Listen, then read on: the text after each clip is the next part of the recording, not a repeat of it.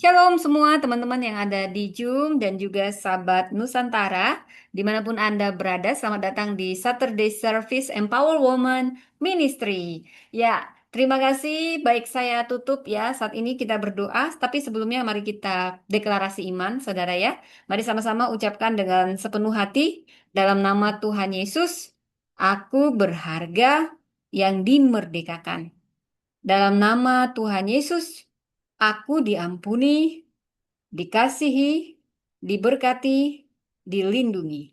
Dalam nama Tuhan Yesus, aku makmur, sehat, dan utuh. Dalam nama Tuhan Yesus, aku teguh dalam iman, penuh hikmat. Aku berbakat, percaya diri, kreatif, kompeten. Dalam nama Tuhan Yesus, aku disiplin, fokus, penuh motivasi. Dalam nama Tuhan Yesus, aku diperlengkapi, diurapi, diterima, diakui. Dalam nama Tuhan Yesus, aku pribadi sukses di atas rata-rata karena statusku anak Allah yang maha tinggi. Semua rancangan Tuhan dalam hidupku pasti terjadi. Amin, amin, amin. Selamat malam semuanya yang ada di TikTok, yang ada di Zoom ada ratusan, di TikTok ada puluhan ribu, yang ada di YouTube ada ribuan. Puji Tuhan semuanya bagi kemuliaan nama Tuhan. Baik, selamat datang di ibadah online Saturday Service Empower Women Ministry.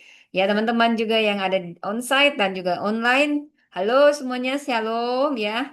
Nah, terimalah salam dari saya, Empower Women Ministry. Baik, saudara, kita akan masuk firman Tuhan langsung. Siap buka hatimu, saudara? Baik, saya tutup chatnya bagi Anda.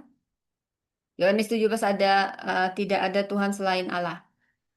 Yesus adalah Tuhan. Ya, Anda suka tidak suka, tanya aja sama setan. Benar nggak setan bahwa Yesus itu Tuhan? Benar. Makanya kau kusetani banyak agama. Cuman agama Kristen yang kubuat kau benci. Karena dalam kekristenan lah kebenarannya. Kalau nggak percaya, lu usir tuh. Tapi lu harus benar-benar percaya dulu sama Tuhan, ya, sama Tuhan Yesus. Usir tuh setan-setan dalam nama Tuhan Yesus. Pasti setannya pergi. Karena setan juga tahu bahwa Yesus itu anak Allah, Yesus itu Tuhan. Ya, di Alkitab kan, siapakah engkau yang kudus dari Allah ya? Kalau nabi, dia nggak akan menerima penyembahan ya. Yesus bukan nabi, nabi nggak menerima penyembahan. Berkali-kali Yesus disembah, dia tidak menolak penyembahan. Dia nggak perlu bilang aku Tuhan ya, aku Tuhan, aku Tuhan.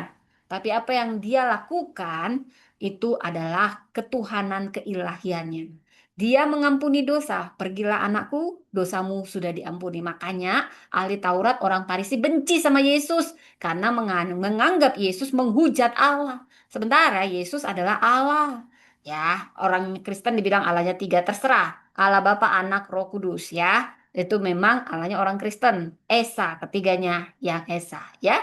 Mau ngelayak, mau ngelawak atau apa ya.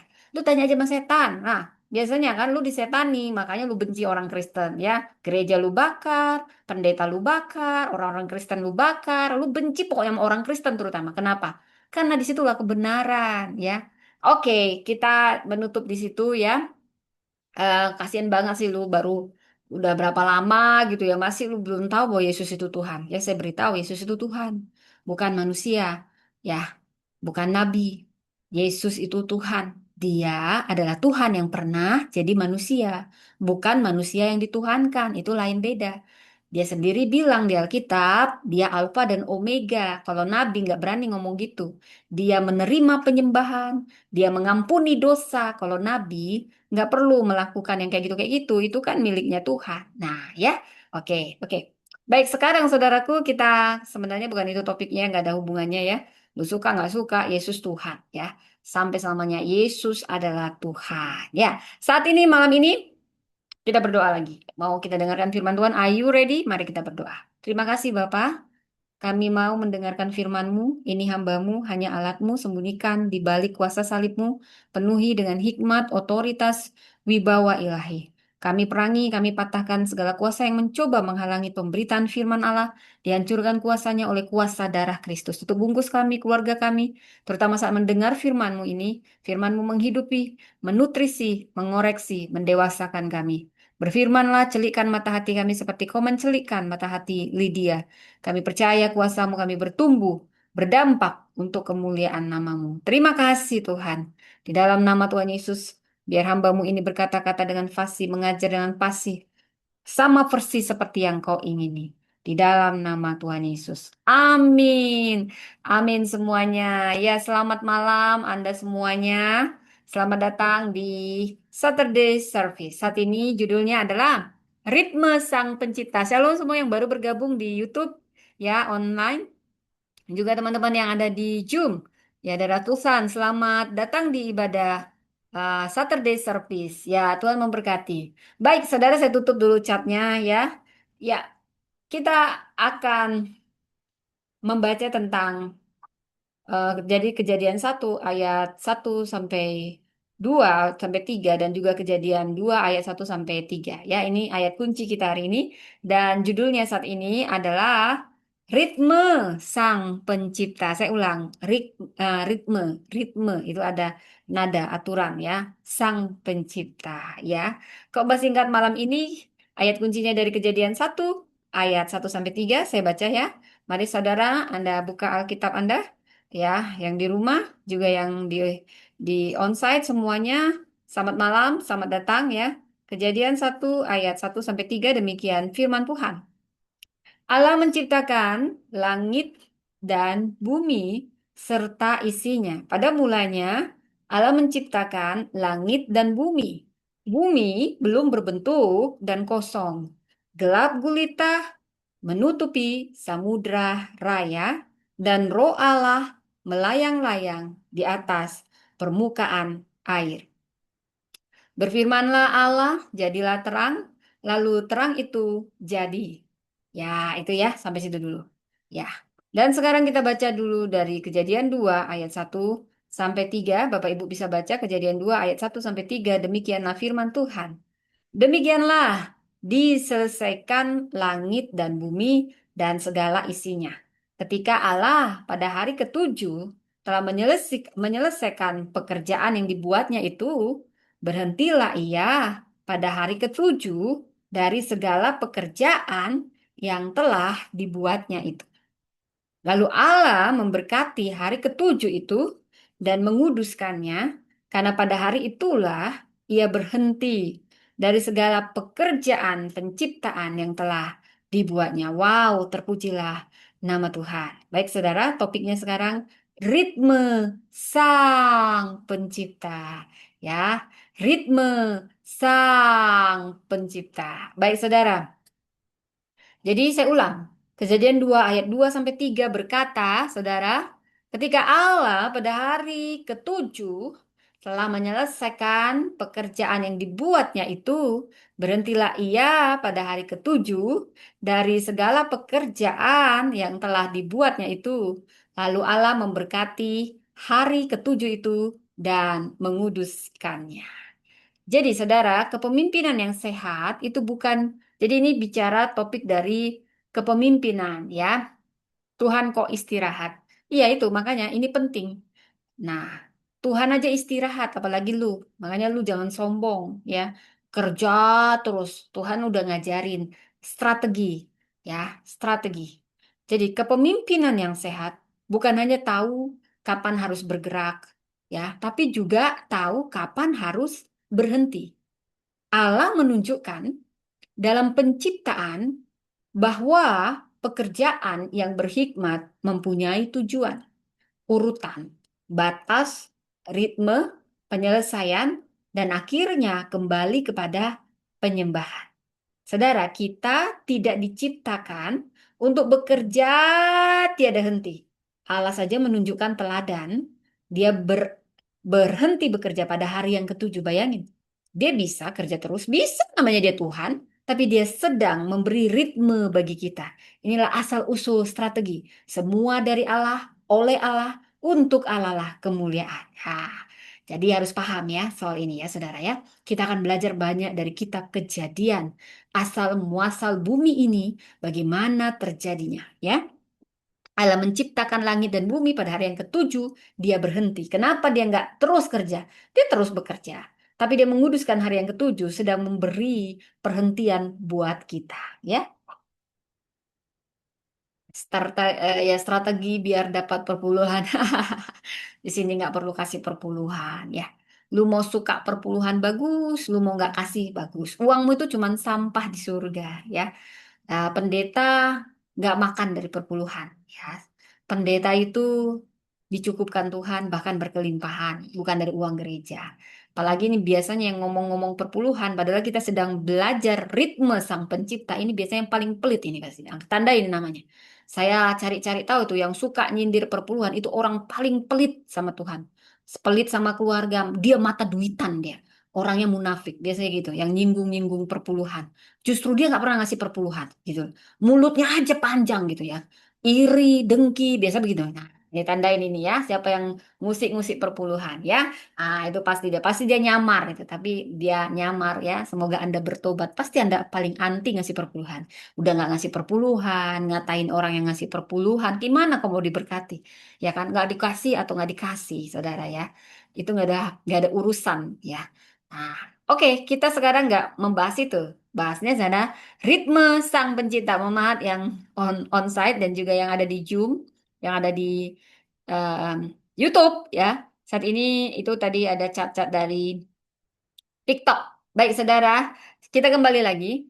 Jadi kita tidak diciptakan untuk bekerja terus tanpa henti. Ingat ini, ada waktunya berhenti.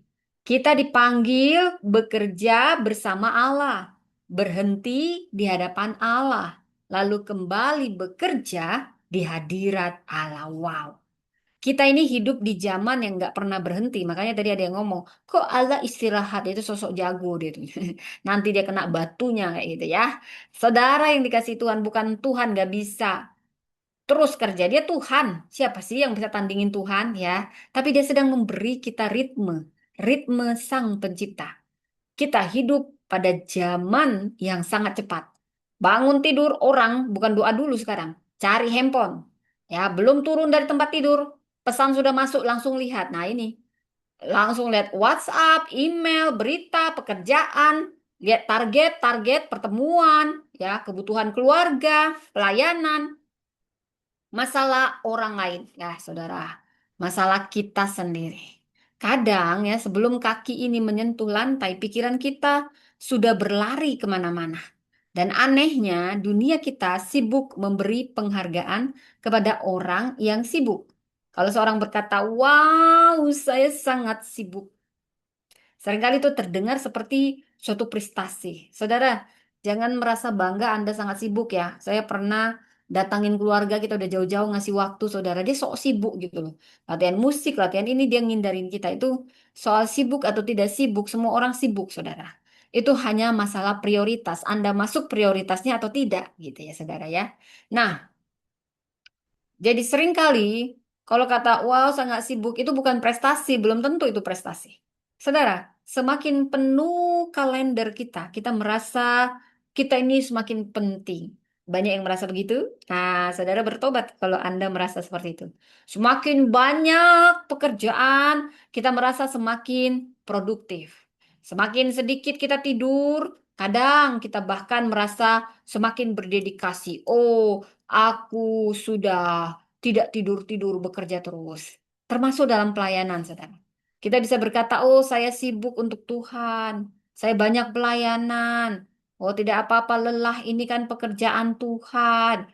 Tapi hari ini saya ingin mengajak kita bertanya, apakah semua kesibukan berarti ketaatan, saudara? Apakah semua aktivitas berarti kemajuan?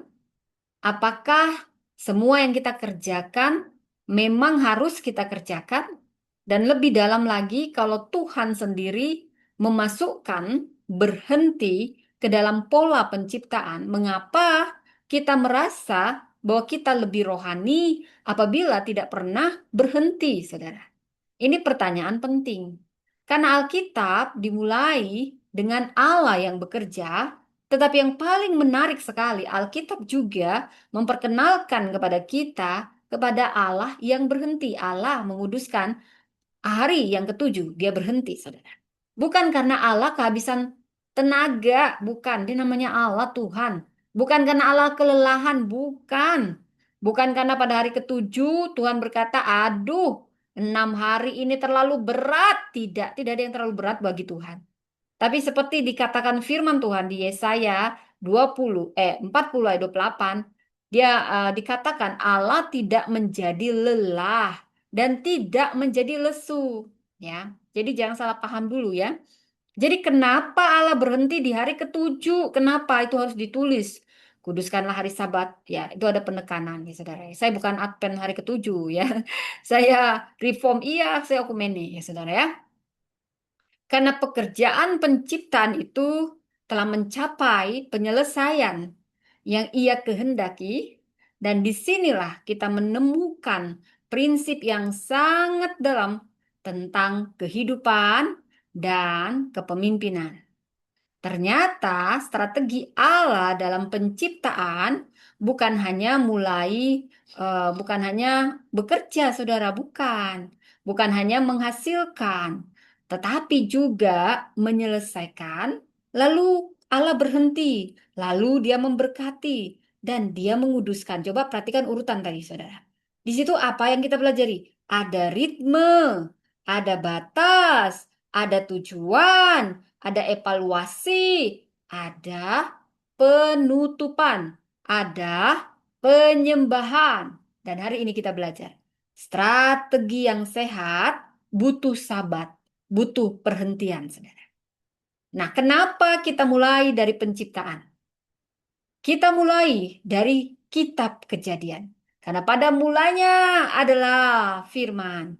Pada mulanya Allah menciptakan langit dan bumi. Allah, the first strategi. Kita melihat strategi Allah. Mulai dari penciptaan, mulai dari kitab awal. Karena dialah strategi itu, saudara. Jadi, kita mulai dari Kejadian, bukan karena Kejadian adalah buku manajemen. Tidak ada kaitannya. Kejadian bukan buku bisnis. Kejadian bukan buku strategi organisasi modern, bukan. Dan kita juga tidak mengatakan bahwa Allah membutuhkan strategi karena Allah kekurangan informasi, tidak.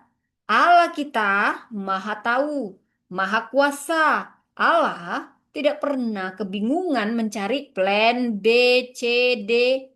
Dia maha tahu, dia maha kuasa, dia maha mulia, dia segalanya. Namanya dia Tuhan, gitu. Tapi penciptaan, dari sini kita belajar banyak. Ini memperlihatkan sesuatu tentang cara Allah berkarya. Kenapa harus diceritakan bagaimana Tuhan menciptakan langit dan bumi? Di situ ada strategi. Di situ ada karya besar yang sedang menceritakan rahasia-rahasia cara Allah berkarya. Kita bisa melihat di situ ada hikmat Allah dalam menciptakan langit dan bumi. Kita melihat ada tujuan Allah, semua diatur teratur. Gak suka-suka. Jadi siapa kita yang suka-suka, saudara? Tuhan aja pencipta kita gak suka-suka, saudara. Dia yang mengajari kita tentang keteraturan, tentang irama, tentang ritme. Sebelum kita tahu itu ritme, Tuhan sumber itu semua, saudara. Dari ciptaannya. Dia yang membuat pembedaan, dia yang membuat batas, dia membuat waktu, dia membuat ritme, dia membuat mandat. Dan akhirnya sabat, saudara. Karena itu kita membacanya secara analogis. Kita melihat pekerjaan Sang Pencipta lalu bertanya, prinsip apa yang dapat membentuk cara kita memimpin dan menjalani kehidupan? Kita lihat dari Kejadian 1, saudara. Pada mulanya bumi belum berbentuk dan kosong. Kemudian Allah mulai berkarya. Saudara perhatikan dari ciptaannya. Bila kulihat gunung dan lembah, Di sanalah Allah berkata, kedamaian dan kemuliaannya. Damai sejahteraku seperti sungai. Nah, saudara, tuh waktu mengagumi penciptaan, pernahkah Anda berhenti sejenak dan mengagumi betapa besar cipta karya Tuhan ini? Kita terlalu sibuk online, online, online, sana sini sampai kita tidak pernah duduk tenang, diam, dan mengagumi Tuhan. Mungkin karena semuanya sudah terlalu sering, terlalu biasa. Tapi ketika Anda mau balik lagi ke titik awal, alfa dan omega, Anda akan takjub dan Anda akan banyak bersyukur, saudara. Tahukah Anda, apa yang pertama kali diciptakan Tuhan? Di awal kata Allah, pada mulanya Allah menciptakan langit dan bumi. Tapi hari pertama yang diciptakan terang, terang. Dan apa yang diciptakan di hari yang kedua, saudara? Yang diciptakan di hari yang kedua, ada ruang dipisahkan, langit, cakrawala, langit. Saudara, di hari yang ketiga, apa yang diciptakan Tuhan? Ini sekalian, Anda harus tahu apa yang diciptakan 7 hari, 6 hari. Ya, saudara, karena hari yang ketujuh, Sabat. Makanya minggu juga itu mengikuti ritmenya Allah. Itu bukan dari manusia. Senin, Selasa, Rabu, Kamis itu mengikuti ritme Allah. Sebelum manusia tahu keteraturan waktu tentang itu. Itu sudah dari Allah. Pikiran kita ini. Semua yang baik.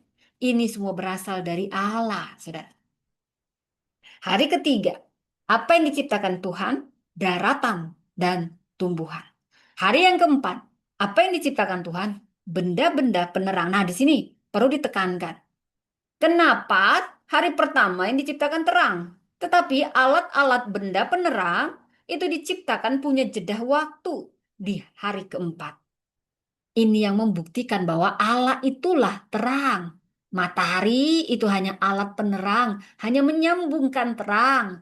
Bahkan di kitab Wahyu kita tidak perlu lagi alat penerang. Nggak perlu ada matahari, bulan, bintang. Nah, itu semuanya alat saja. Terang yang sesungguhnya adalah dari Allah sendiri. Allah itulah terang. Makanya kalau Allah hadir, terang hadir, saudara. Dan kita disebut anak-anak terang. Dan kita diumpamakan, jadilah terang dunia. Yesus berkali-kali disebut terang dunia. Dan yang pertama kali dia ciptakan terang. Karena dia terang itu, saudara. Wow, sungguh mengagumkan ya, saudara mengetahui begitu banyak rahasia ilahi dari sekedar ciptaannya, saudara. Jadi hari kedua, ruang dipisahkan. Hari ketiga, daratan dan tumbuhan. Saudara, perhatikan. Hari keempat, benda-benda penerang. Jadi terang itu adalah Allah sendiri. Bahkan ada jeda yang cukup panjang. 1 hari sama kita, sama Tuhan itu 1000 hari sama kita, saudara. Benda penerang itu diciptakan di hari keempat. Jadi 4000 tahun kemudian diciptakannya benda-benda penerang. Jadi apa itu dewa-dewa matahari, dewa bulan, dewa bintang? Gak ada apa-apanya itu semua. Itu hanya alat. Ya, karena terang sesungguhnya adalah Allah sendiri. Dan saudara, apa benda-benda penerang ini untuk apa saudara diciptakan oleh Tuhan? Kenapa perlu ada matahari, bulan, bintang? Ini untuk mengatur waktu dan musim. Wah, maha besar Allah kita. Wah, maha besar. Yesus ada di penciptaan. Roh Kudus ada di penciptaan. Saudara, benda-benda penerang ini mengatur waktu dan musim. Hari yang kelima, saudara. Apa yang diciptakan? Kehidupan memenuhi laut dan daratan, laut dan udara. Saudara, jadi tidak langsung jadilah langit bumi, jadi semua tumbuh-tumbuhan, jadi. Bisakah jadi? Bisa. Dia Tuhan. Tapi kenapa dia harus punya ritme? Sehingga manusia pun meniru ritmenya Tuhan. God is the first strategi. Kalau kita baca itu sampai merinding kita, saudara. Apalagi kalau Roh Kudus bawa kita lebih dalam dari ciptaannya, saudara. Banyak rahasia ilahi, saudara. Dan dikatakan laut, lalu udara. Lalu hari keenam, apa yang diciptakan Tuhan? Perhatikan, di situ ada banyak strategi. Hari keenam, Tuhan menciptakan binatang darat dan manusia. Kenapa di hari keenam? Kenapa nggak sekalian? Kenapa nggak manusia duluan? Manusia bantu saya. Lihat ini, saya yang ciptain. Kenapa manusia terakhir, saudara? Semua ada aturan, saudara. Begitu besar. Disinilah strategi Allah. God is the first strategi. Semua yang baik dari Allah. Saudara, manusia menerima mandat sebagai penata layanan setelah semuanya ada. Langit dan bumi dan isinya ada, baru manusia yang terakhir. Itulah strateginya Allah. Dimulai dengan ritme yang teratur. Dan kalau kita sampai pada hari ketujuh, lalu disebut Sabat, saudara. Disebut Sabat. Kalau kita melihat di sini, kita membaca dengan perlahan, kita melihat sebuah pola. Wow, dari penciptaan aja, rahasia ilahi itu membentuk pola, saudara. Strategi yang luar biasa, tidak terkalahkan. Saudara, hari pertama terang. Apa yang kita pelajari dari Tuhan menciptakan dimulai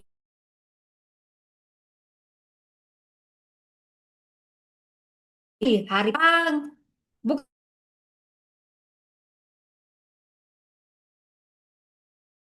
Bukankah pertama?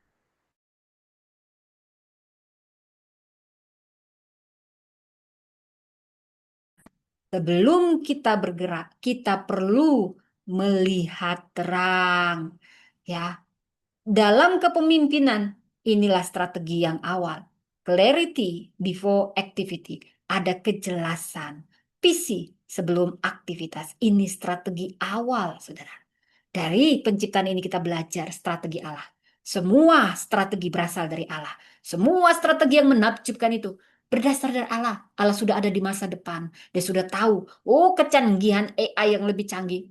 Allah sudah tahu, semua ada di Alkitab. Saudara, dari hari pertama sebelum kita ada, saudara, dia menciptakan terang. Dia sedang mengajar mulai dengan kejelasan sebelum kau bertindak. Mulai dengan visi. Jangan sok-sokan kau dengan program. Hanya karena orang lain melakukannya. Oh, oh, oh, oh. Aku juga mau melakukannya. No. Dari sini kita akan takjub. Jangan bergerak hanya karena kita takut tertinggal. Coba ditanya, kemana Tuhan memanggil kita? Ku dengar ya, ya, ya. Jadi hari kedua mengajarkan keteraturan dan batas. Tidakkah Anda melihat begitu menakjubkan, saudara? Keteraturan dan batas. Allah memisahkan. Ada batas, ada ruang, tidak semuanya dicampur jadi satu. Dalam kehidupan juga demikian, saudara. Tidak semua hal punya prioritas yang sama. Tidak semua kesempatan harus diterima. Di sini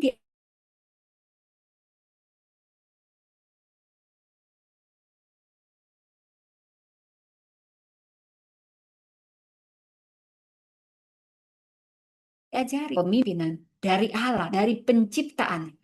Ada yang dibuat Tuhan batas, ada dibuatnya ruang. Kenapa semuanya nggak bablas-bablas?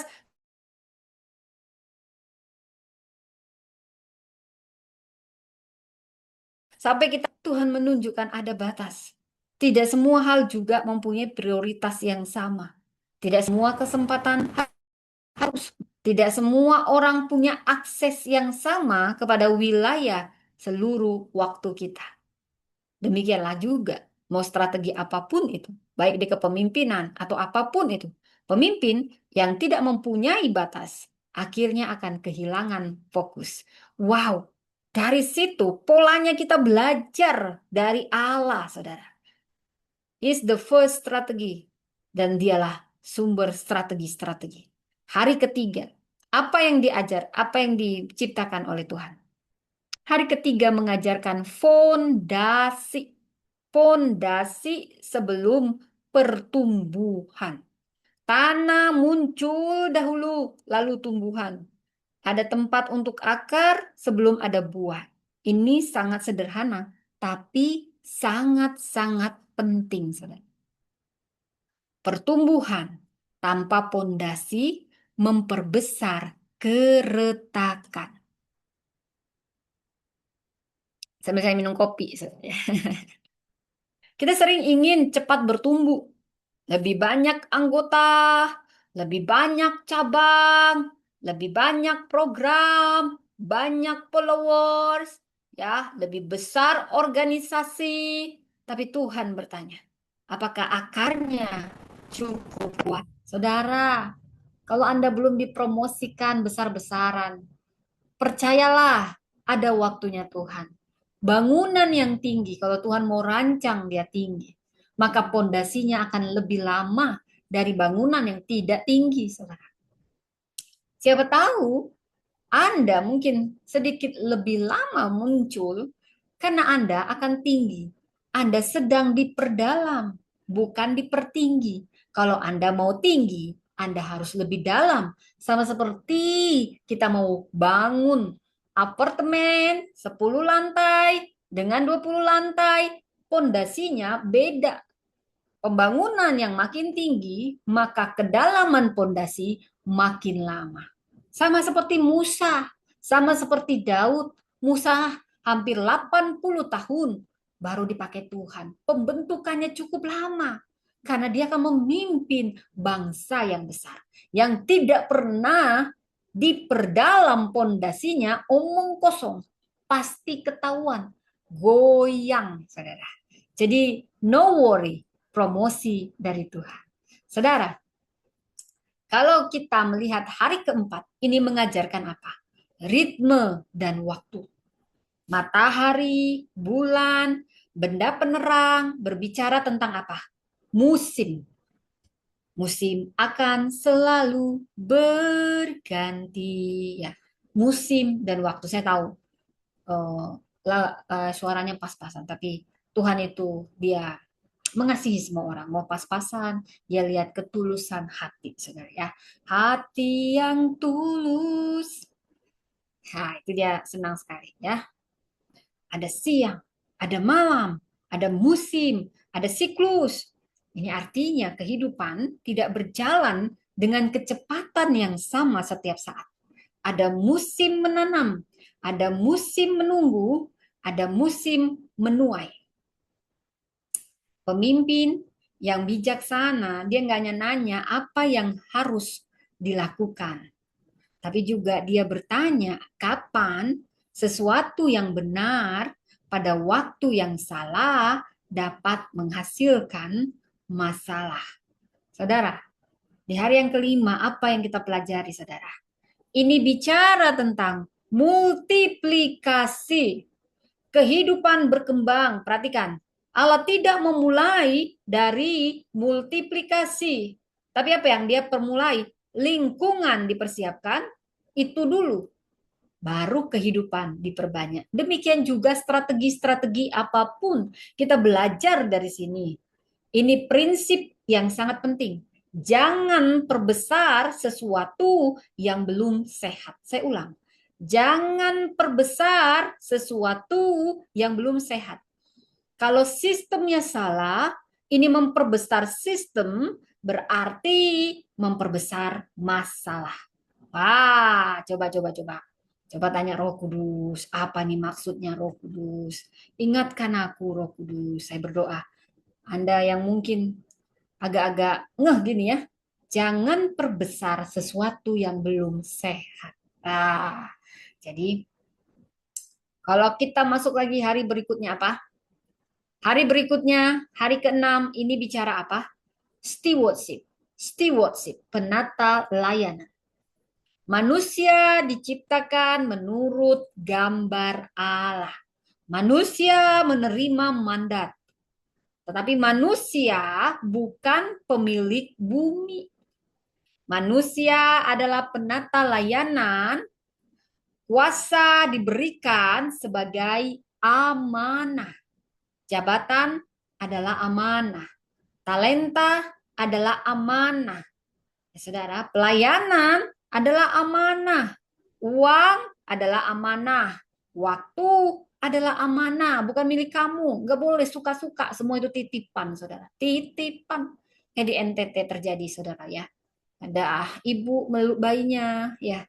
Kita nggak tahu, saudara. Jadi jangan sombong, ya.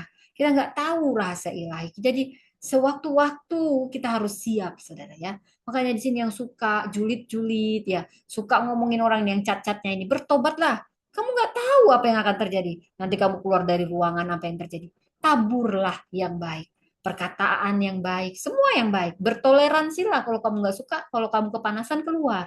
Daripada kamu nambah dosa, rupanya kamu mati nanti 30 menit lagi. Kan kesian ya kan? Nah, bertobatlah ya. Baik, kita fokus lagi di sini.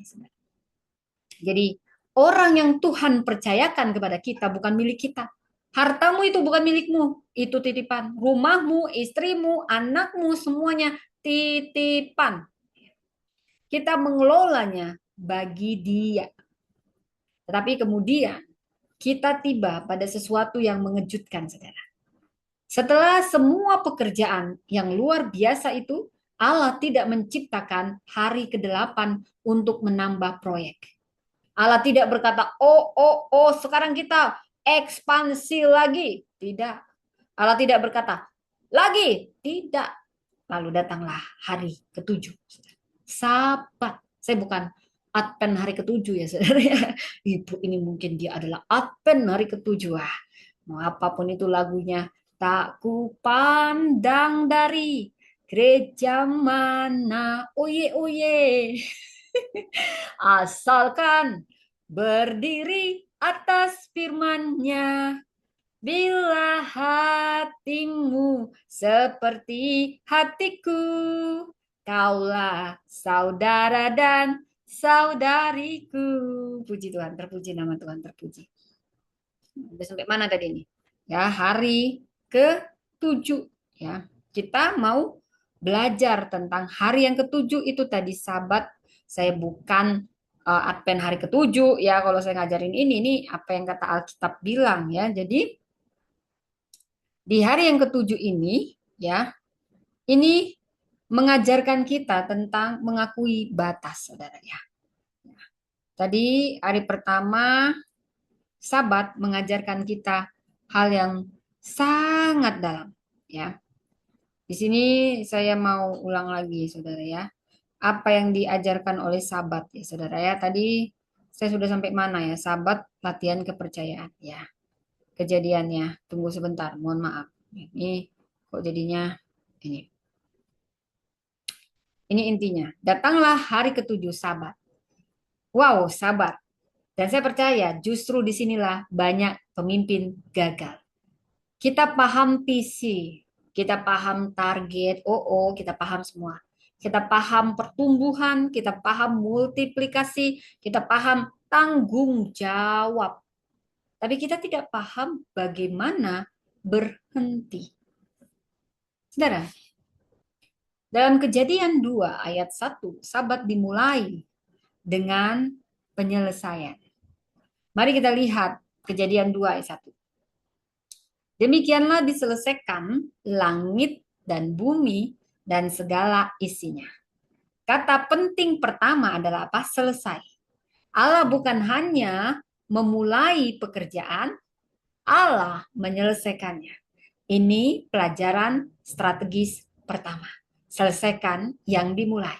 Pemimpin yang sehat tidak hanya pandai memulai, tapi dia harus belajar dengan rendah hati menyelesaikannya bersama Tuhan. Saudara, kalau dengan kekuatan kita, kita nggak mampu.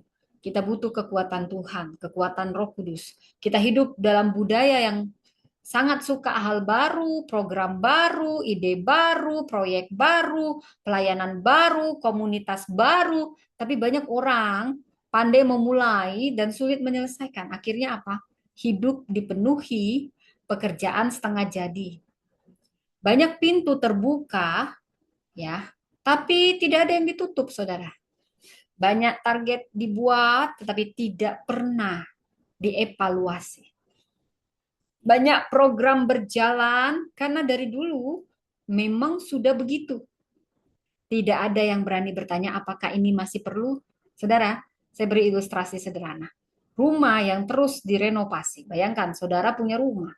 Hari Senin, ruang tamu dibongkar. Selasa, kamar dibongkar. Belum selesai, belum selesai. Rabu, dapur udah dibongkar, padahal belum selesai. Hari Kamis, kamar mandi dibongkar. Hari Jumat, atap dibuka. Ketika ditanya, kenapa semuanya dibongkar sekaligus? Jawabannya, karena kita sedang produktif. Itu jawaban yang benar atau masuk akal atau bodoh, saudara? Apakah itu produktif? Tidak, itu bukan produktif. Itu kelihatannya aja sibuk, ini dibongkar, tapi nggak ada yang selesai. Tapi sibuk tidak sama dengan strategis.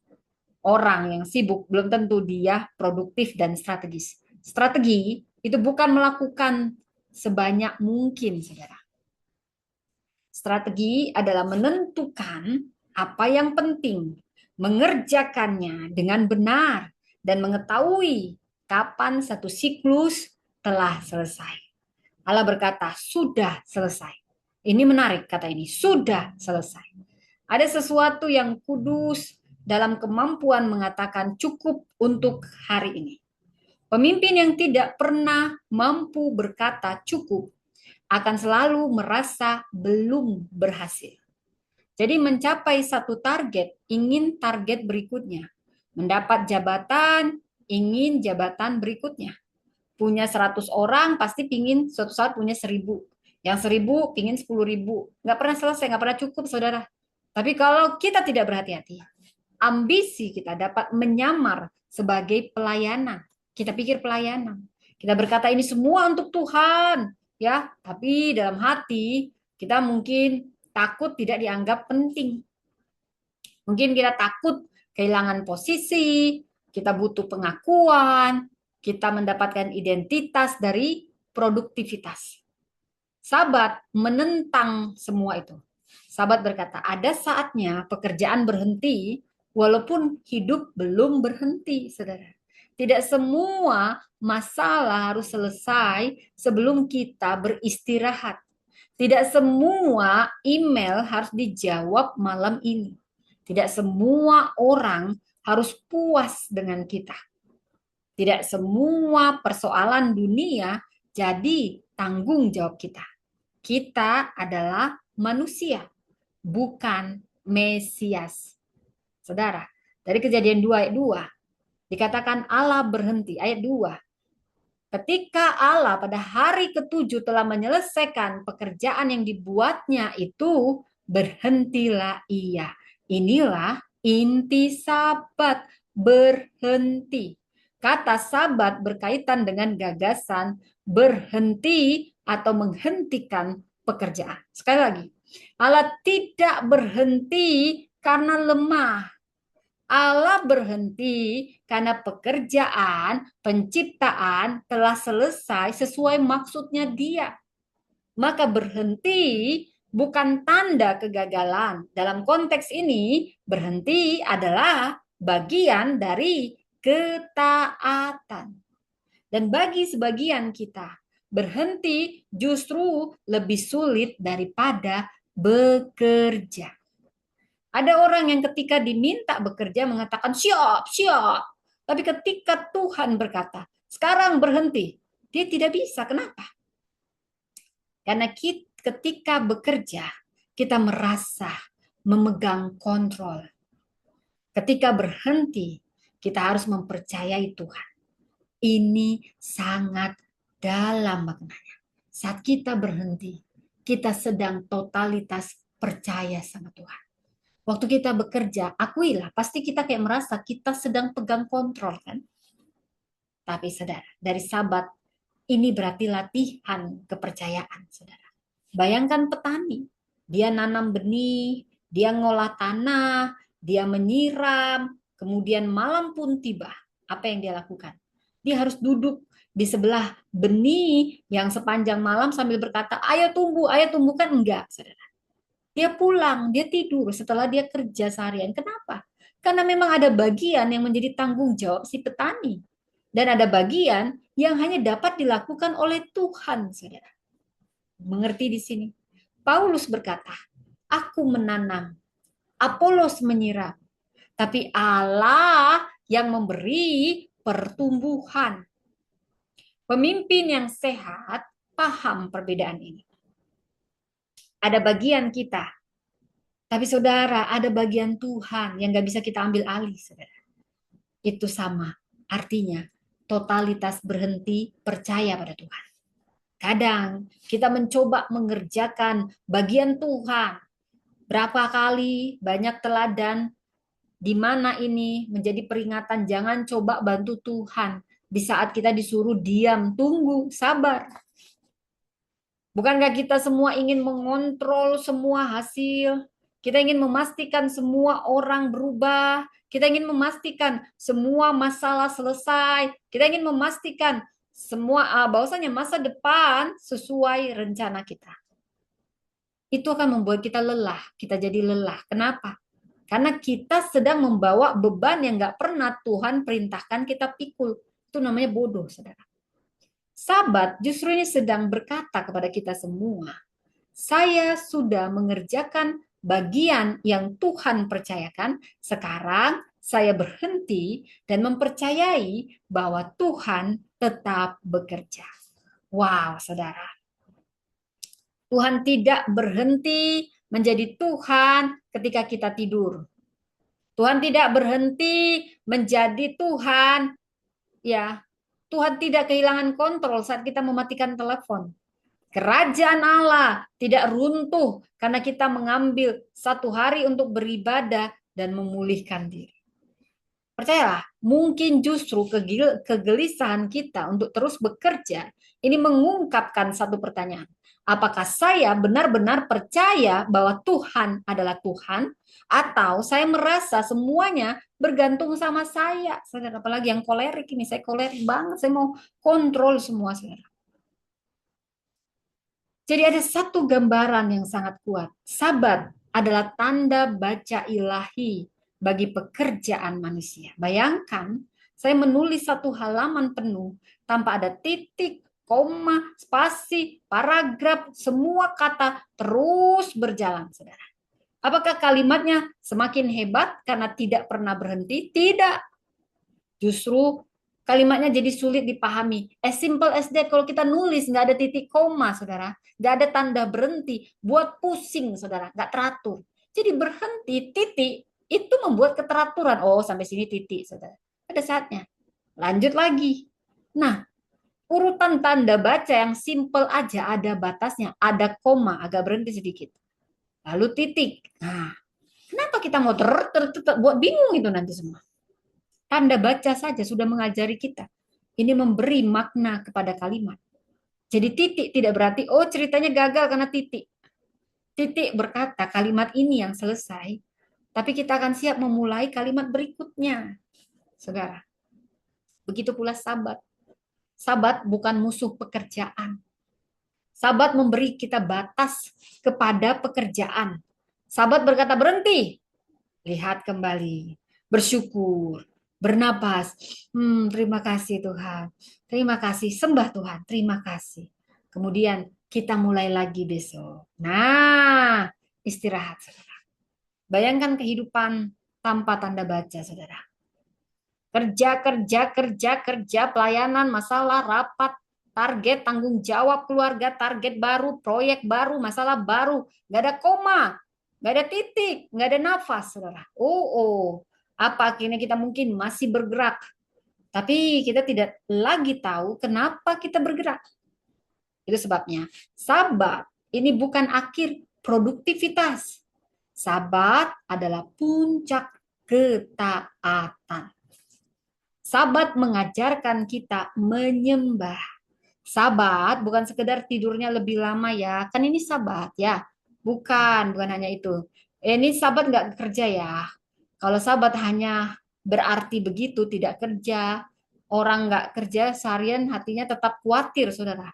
Sabat itu nggak ada rasa khawatir. Itu tubuh diam. Kalau misalnya ada kekhawatiran, walaupun tubuhnya diam, pikirannya telah lari. Tapi sabat itu membawa kita kepada sesuatu yang lebih dalam, penyembahan. Kita dalam menyembah. Kenapa? Karena ketika kita berhenti bekerja, kita diingatkan, saudara. Saya bukan pencipta dunia. Allah penciptanya. Saya bukan penyelamat dunia. Yesus Kristuslah penyelamat dunia. Saya bukan pemilik segala sesuatu. Saya hanya penata layanan. Ini memulihkan posisi kita, saudara. Kadang kita begitu lama menjadi pemimpin sehingga lupa menjadi penyembah, saudara. Setiap hari, ya mungkin setiap hari, saudara ya. Ada orang bertanya sama kita, bagaimana keputusannya? Apa rencananya? Bagaimana solusinya? Harus bagaimana? Semua mata melihat ke kita.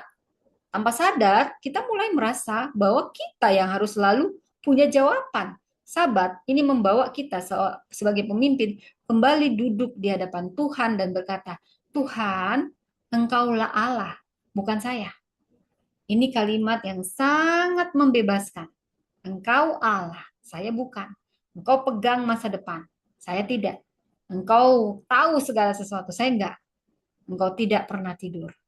Allah Sabat itu enggak pernah tidur. Dia Allah yang tidak pernah terlelap dan tertidur.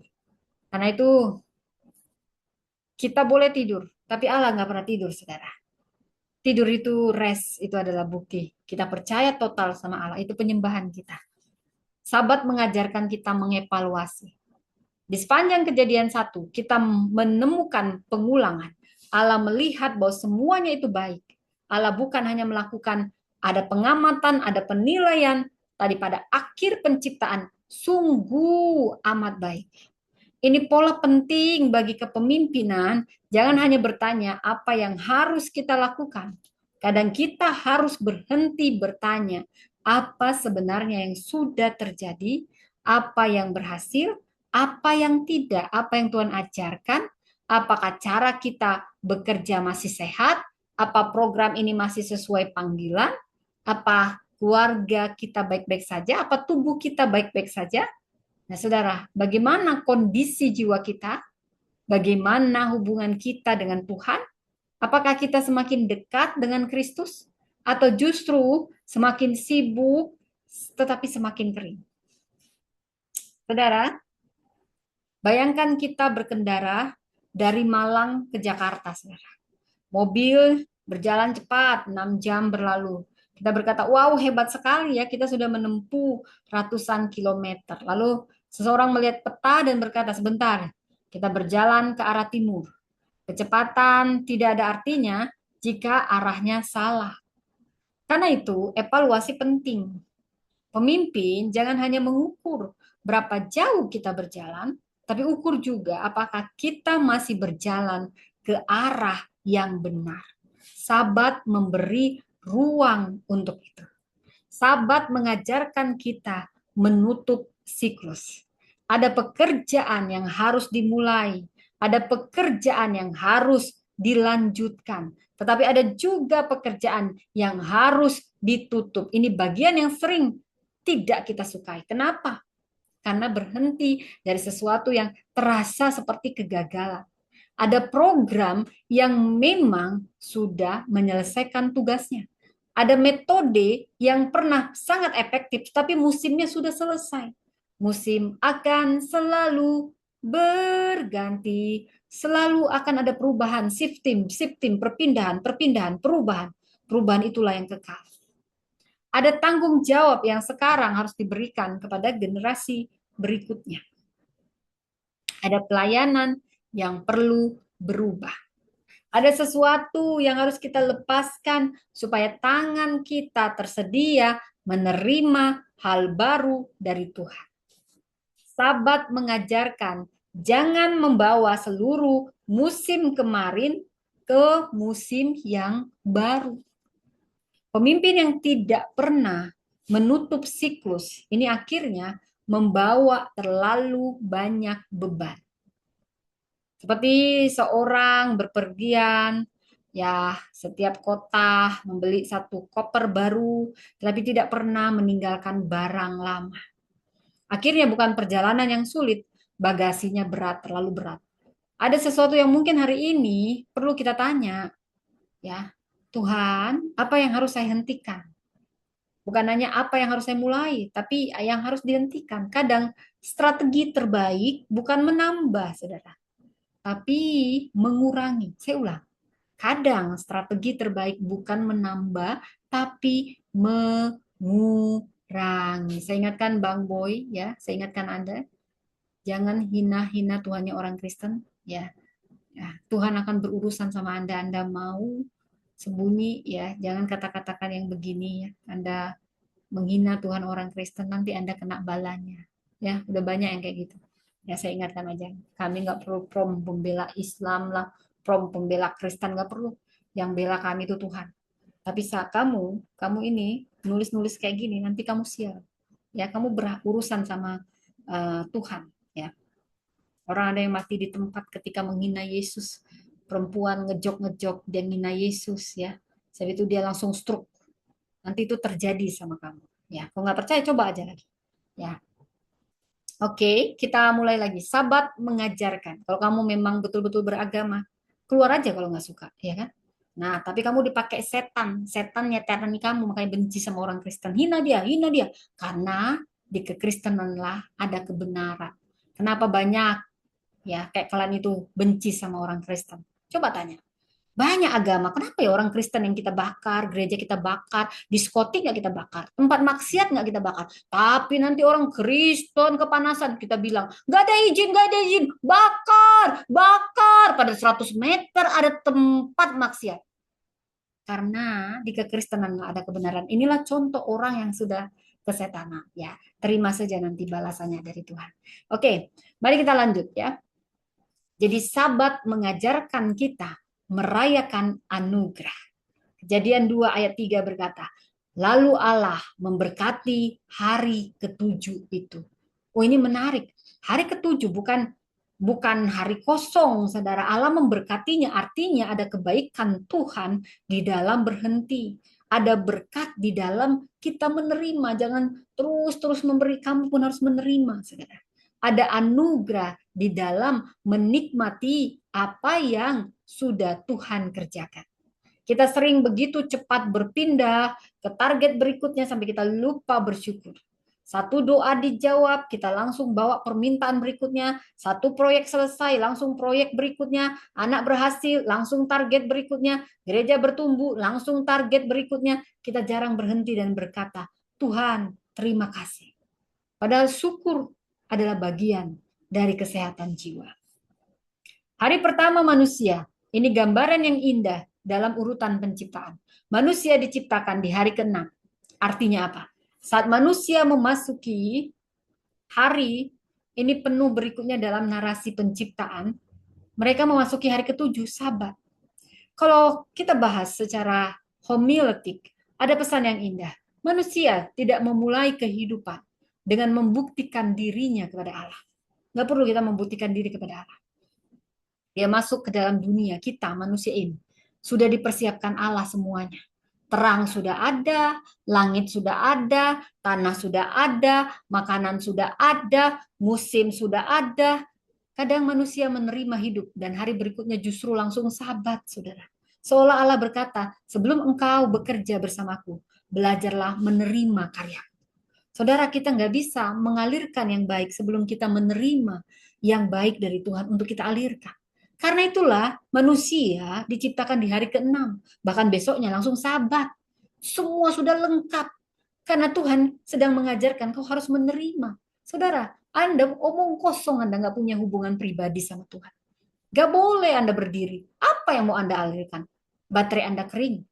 Karena kita harus duduk tenang di bawah kaki Tuhan, menerima kasih karunia-Nya, menerima kedalaman dengan Dia, baru kita bisa menyalurkan itu ketika kita diisi.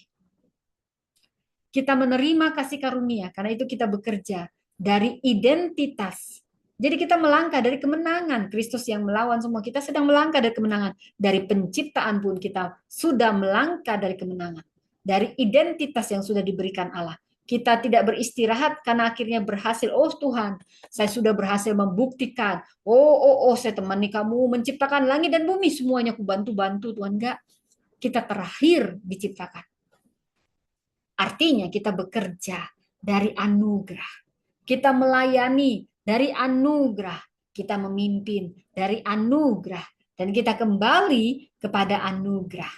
Sahabat mengajarkan kita mengakui batas. Ini mungkin tersulit bagi kita pemimpin, mengakui batas. Saya terbatas, waktu saya terbatas, tubuh saya terbatas, energi saya terbatas, pengetahuan saya terbatas. Saya tidak dapat menyenangkan semua orang. Saya tidak dapat berada di semua tempat. Saya tidak dapat menyelesaikan semua masalah. Saya tidak menjadi segalanya bagi semua orang. dan itu bukan dosa. Itu artinya kita manusia. Batas bukanlah selalu musuh. Dalam penciptaan Allah sendiri menetapkan batas terang dan gelap, darat dan laut, hari, siang dan malam, musim.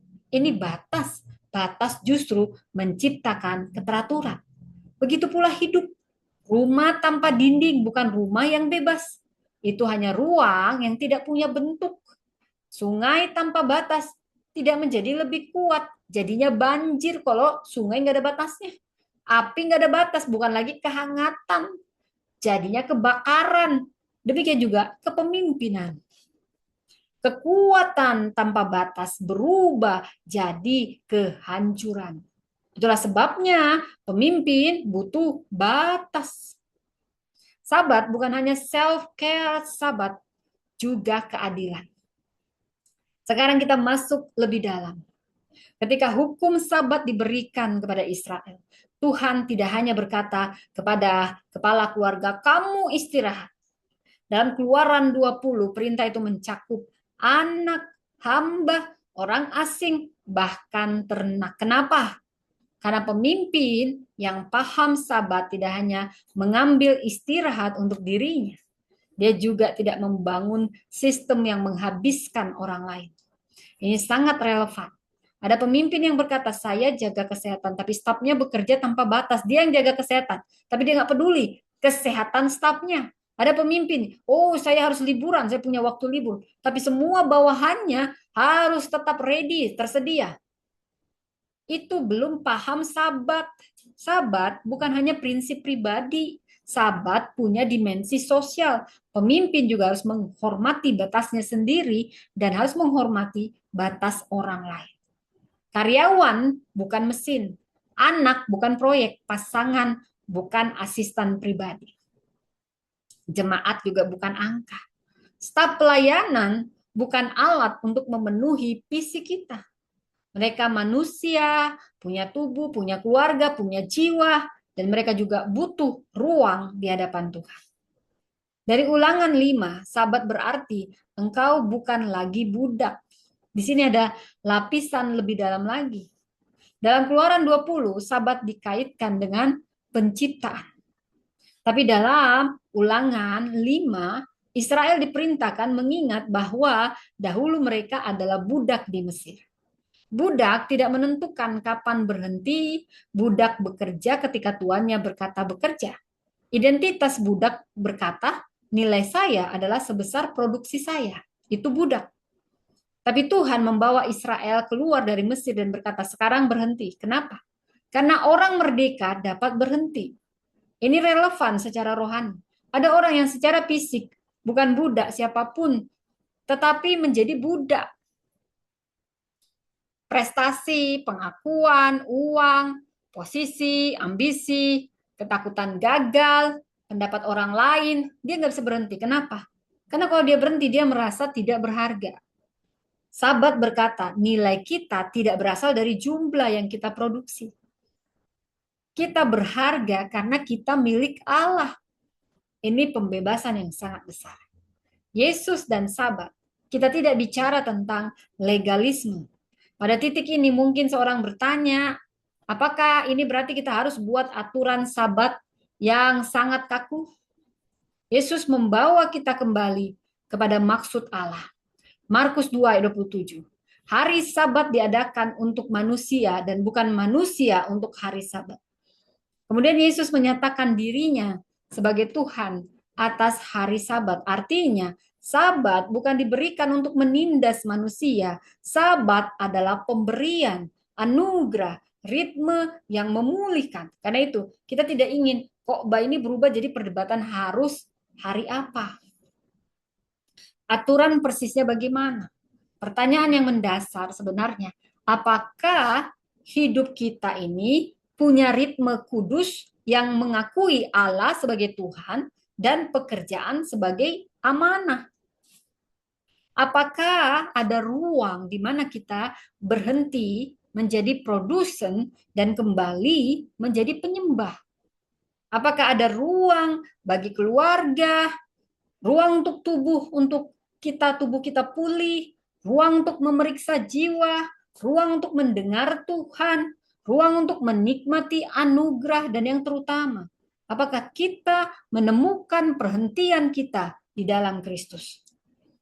Karena pada akhirnya, kebutuhan terdalam kita bukan hanya liburan. Kita butuh Yesus. Kita bisa pergi berlibur seminggu, tetapi pulang dengan jiwa yang gelisah. Kita bisa tidur 10 jam, tapi hati kita tetap penuh kecemasan. Tapi Yesus berkata, marilah kepadaku semua yang letih lesu dan berbeban berat. Aku akan memberi kelegaan kepadamu. Perhentian yang sejati bukan sekedar berhenti melakukan aktivitas. Perhentian sejati artinya kita kembali kepada Kristus. Jadi, sekarang kita praktik sabat bagi pemimpin. Mari kita bawa firman ini menjadi sangat praktis, ya. Saya ingin memberi 6 kata sederhana. Berhenti. Nah, beranilah mempunyai titik. Matikan pekerjaan, letakkan telepon. Tidak semua perlu dijawab sekarang. Belajarlah berkata cukup, cukup, cukup. Bukan karena pekerjaan tidak penting. Justru karena pekerjaan mempunyai batas. Menyembah. Jangan hanya mengganti pekerjaan kantor dengan pekerjaan rumah yang sama sibuknya. Kembali kepada Tuhan. Berdoa, baca firman, bukan untuk menyiapkan khotbah, tapi untuk memberi makan jiwa kita. Menyanyi, kadang perlu diam, mengingat siapa Tuhan, dan mengingat siapa kita. Kita perlu mengevaluasi, tanya dengan jujur, apa yang Tuhan lakukan minggu ini? Apa yang menguras saya, yang memberi saya kehidupan? Apakah prioritas saya masih benar? Apakah ada sesuatu yang saya lakukan karena takut, bukan karena dipanggil? Apakah hubungan saya sehat? Apakah saya menjadi lebih seperti Kristus?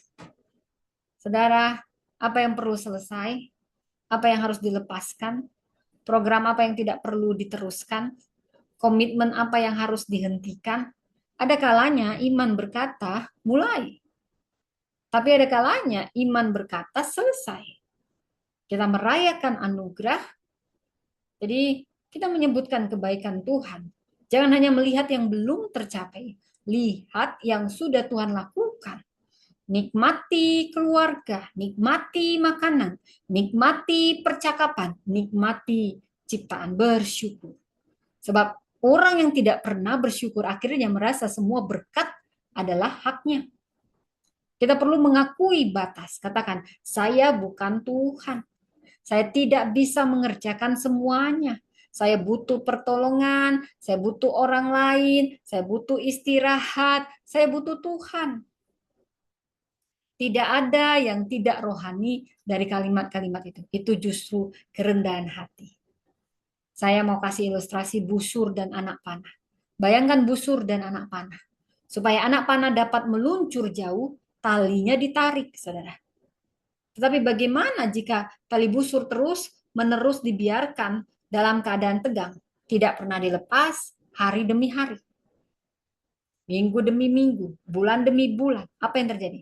Akhirnya elastisitasnya berkurang. Busur kehilangan kekuatannya. Ada waktu untuk ketegangan, ada waktu untuk pelepasan. Ada waktu untuk bekerja, ada waktu untuk menghasilkan. Ada waktu untuk menerima, ada waktu untuk memimpin orang lain, ada waktu untuk kembali duduk di kaki Tuhan. Itu bukan kemunduran, itu ritme. Dan ritme kita pelajari dari Tuhan, dari Sang Pencipta. Jadi ada 3 pertanyaan saat ini sebelum kita tutup firman hari ini. Saya ingin sebelum kita tutup ada 3 pertanyaan. Apa yang perlu kita selesaikan? Bukan ditambah, diselesaikan. Mungkin ada tanggung jawab, percakapan, keputusan, siklus lama yang belum pernah ditutup atau diselesaikan. Coba tanya Roh Kudus. Dan apa yang perlu kita hentikan?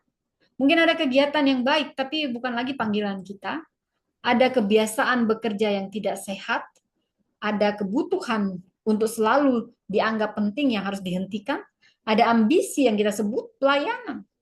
Ada ketakutan yang membuat kita tidak berani berhenti. Yang ketiga, apa yang perlu kita kuduskan kembali? Waktu bersama Tuhan, hari ibadah, keluarga, tubuh, pernikahan, doa, keheningan, kehidupan batin kita. Jangan tunggu sampai tubuh memaksa kita berhenti. Jangan tunggu sampai pernikahan retak. Jangan tunggu sampai pelayanan kehilangan sukacita. Jangan tunggu sampai hati jadi pahit. Belajar menerima tanda baca ilahi. Jadi, klimaks dari strategi hari yang ketujuh, yaitu Sabat. Jadi kita sering mengira strategi adalah bagaimana bergerak lebih cepat. Tapi dari Alkitab kita tahu, strategi justru bagaimana tahu kapan berhenti. Kita sering mengira kepemimpinan adalah kemampuan nambah, nambah, nambah. Tapi dari Alkitab kita belajar, kadang kepemimpinan adalah keberanian kita memberi batas. Kita kira orang kuat adalah orang yang sanggup mengerjakan semuanya. Tapi dari Alkitab mengajarkan, orang yang dewasa adalah orang yang tahu apa yang Tuhan percayakan dan apa yang bukan tanggung jawab kita. Kita kembali kepada penciptaan. Hari pertama apa yang kita pelajari? Terang. Ini bicara tentang visi. Kedua, bicara tentang keteraturan. Ketiga, bicara tentang fondasi. Keempat, bicara tentang ritme. Kelima, bicara tentang multiplikasi. Keenam, yaitu kita manusia diciptakan. Ini sebenarnya bicara apa? Penata layanan. Dan semuanya menuju hari ketujuh, Sabat. Kenapa? Karena tujuan hidup bukan bekerja tanpa henti. Tujuan hidup adalah hidup dalam persekutuan yang benar dengan Allah. Pekerjaan adalah bagian dari ibadah kita. Tapi pekerjaan bukan Allah kita. Pelayanan adalah amanah, tapi pelayanan bukan identitas terakhir kita. Jabatan adalah kepercayaan, tapi jabatan bukan siapa kita. Ketika semuanya berhenti, kita tetap anak Tuhan. Ketika mikrofon pembesar suara kita diambil, kita tetap anak Tuhan. Ketika jabatan kita selesai, proyek selesai, orang nggak lagi bertepuk tangan, kita tetap anak Tuhan, kita tetap milik Tuhan. Itulah kebebasan. Jadi intinya dari semua ini, saya rangkum jadi satu kebenaran. Ingat ini, pemimpin yang bijaksana tidak hanya belajar bagaimana bekerja bagi Tuhan, tapi juga bagaimana berhenti di hadapan Tuhan. Berhenti mengingatkan kita bahwa kita bukan Tuhan. Menyembah, mengingatkan kita siapa Tuhan sesungguhnya. Kemudian ini mengevaluasi, menjaga arah kita. Menutup siklus itu berarti membebaskan kita dari masa lalu. Merayakan anugerah ini memulihkan rasa syukur. Mengakui batas ini menjaga kita tetap manusia. Sabat bukan akhir dari produktivitas. Sabat adalah puncak dari ketaatan. Ya. Dan saya ingin menambahkan, pemimpin yang tidak pernah berhenti akhirnya dapat kehilangan alasan kenapa dia mulai. Saudara, kembali ritme kepada Sang Pencipta. Yang dikasih Tuhan pada mulanya Allah menciptakan. Dia punya tujuan, dia menata, memberi batas, menyiapkan fondasi, mengatur musim, dia memenuhi, dia mempercayakan, dan dia berhenti. Allah memberkati hari itu, menguduskannya. Mungkin selama ini kita berkata, Tuhan ajari aku bekerja lebih baik. Tapi kita juga perlu berkata, berdoa. Tuhan ajari aku berhenti dengan benar. Tuhan ajari aku membedakan antara ketaatan dan kesibukan. Tuhan ajari aku menutup apa yang harus ditutup. Tuhan ajari aku melepas apa yang bukan tanggung jawabku. Tuhan, kembalikan aku menjadi penyembah sebelum menjadi pemimpin. Tuhan, biarkan aku bekerja dari anugerah, bukan bekerja membuktikan diri. Inilah undangan Tuhan bagi kita semua. Berhenti sebentar, lihat padanya, dengarkan dia, bersyukur, akui batas kita, terima anugerahnya. Karena dunia ini tidak diselamatkan oleh kemampuan kita bekerja tanpa henti. Dunia ada di tangan Sang Pencipta. Maka kita perlu belajar ritmenya. Bekerjalah ketika dia berkata bekerja. Bergeraklah ketika dia berkata bergerak. Tunggu ketika ia berkata tunggu, dan berhentilah ketika dia berkata berhenti. Itulah kepemimpinan yang tunduk kepada Tuhan. Itulah strategi yang lahir dari damai, dari iman. Itulah ritme Sang Pencipta, ritme Tuhan. Amin. Mari kita berdoa. Bapa, kami bersyukur karena sejak awal firman-Mu menunjukkan bahwa Engkau adalah Allah yang penuh hikmat, tujuan, keteraturan, dan kasih. Ampuni kami bila kami menjadikan kesibukan sebagai ukuran nilai kami. Ampuni kami bila kami merasa semua hal bergantung pada kami. Ampuni kami bila kami sibuk bekerja bagimu tapi kehilangan sukacita berada bersamamu. Ajari kami bekerja dengan setia, menyelesaikan dengan baik, berhenti pada waktunya. Ajari kami menyembah, mengevaluasi hidup dengan jujur, menutup siklus yang harus ditutup, merayakan anugerah. Beri kami kerendahan hati mengakui batas kami.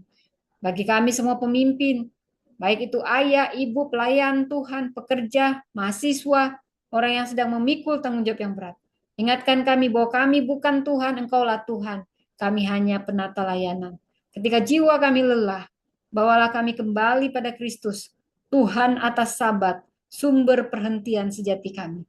Biarlah hidup kami punya ritmemu, mempunyai ritmemu, bekerja dalam ketaatan, dalam iman, dan kembali melayani dalam kekuatan anugerah-Mu. Dalam nama Tuhan Yesus. Amin. Baik. Shalom semuanya teman-teman yang ada di Zoom. Semangat semuanya. Juga teman-teman yang di YouTube. Anda semua bisa yang baru gabung atau yang ya harus segera pergi gabung lagi, saudara. Anda bisa menyaksikan semuanya di YouTube Priscilla Das Channel dan Empower Woman Ministry. Oke, shalom semua teman-teman yang di YouTube. Tuhan memberkati. Bye. Juga teman-teman yang ada di Zoom. Bye semuanya. Selamat malam, selamat berakhir pekan.